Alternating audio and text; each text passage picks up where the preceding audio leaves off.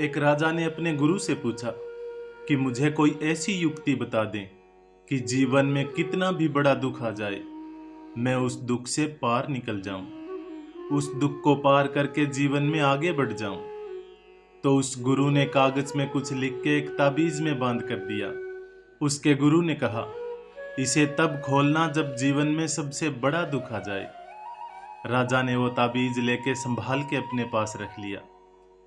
उसके जीवन में एक ऐसा समय भी आया जब किसी दूसरे देश के राजा ने उसके देश पे हमला कर दिया।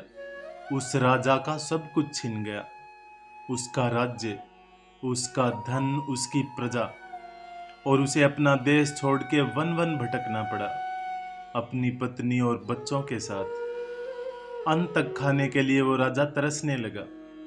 जब ऐसा कठिन समय उसके जीवन में आया तो उस राजा को अपने गुरु की बात याद आई और उसने सोचा कि मेरे गुरु ने कहा था कि जब जीवन में बहुत कठिन समय आ जाए, सबसे बड़ा दुख आ जाए, तो इसे खोल के पढ़ लेना, वो दुख टल जाएगा।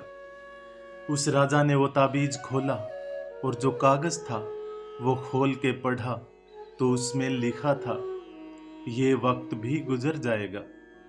जब उस राजा ने ये बात पढ़ी तो उसमें बहुत हिम्मत आई। ये पढ़ के वो राजा अपने खास दोस्तों और अपने मंत्रियों से मिला, नगर के वफादार लोगों से मिला। वो सब राजा के साथ हो गए। उसने फिर अपनी सेना बनाई और उस राजा पर आक्रमण करके अपना राज्य वापस प्राप्त किया। हम भी जीवन में सुखी दुखी होते रहते हैं।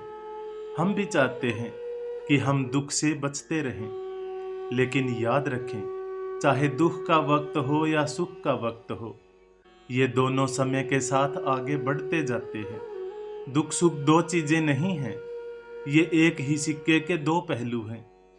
आप जानते भी नहीं शायद, आपने सुख की इच्छा की, आपने साथ में दुख भी मांग लिया।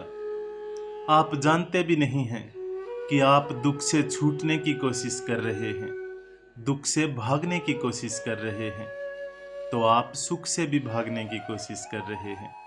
जिसको संतान नहीं होती, पुत्र नहीं होता, वो रोता है कि मेरी कोई संतान नहीं है, बेटा नहीं है, और जब हो जाता है तो उसी औलाद से माता पिता परेशान हो जाते हैं। ये गलत संगत में है, बात नहीं सुनता और फिर दुखी हो जाते हैं।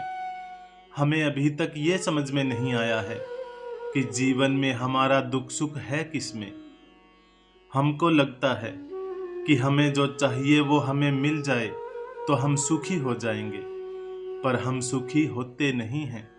वो हमें मिल जाता है तो हम और दुखी हो जाते हैं, और जो नहीं मिलता तो सुख की आशा बनी रहती है। यदि हम इस बात को समझ जाएं कि ये सागर की लहरों की तरह जीवन में सुख दुख की तरंगें उठती ही रहेंगी, और इन तरंगों के बीच अगर मैं हिम्मत बांध के खड़ा हो जाऊं, ठहर जाऊं, तो मैं इस सुख दुख के सागर को पार कर जाऊंगा। लेकिन हम क्या कोशिश करते हैं? हम सुखों को बांधने की कोशिश करते हैं और दुखों का दरवाजा बंद करने की कोशिश करते हैं। हालांकि वैसा होता नहीं है। अपने जीवन के अनुभव से एक बात सीखें हम कि कोई भी सुख स्थायी नहीं है, और सुख और दुख दोनों जीवन में आएंगे।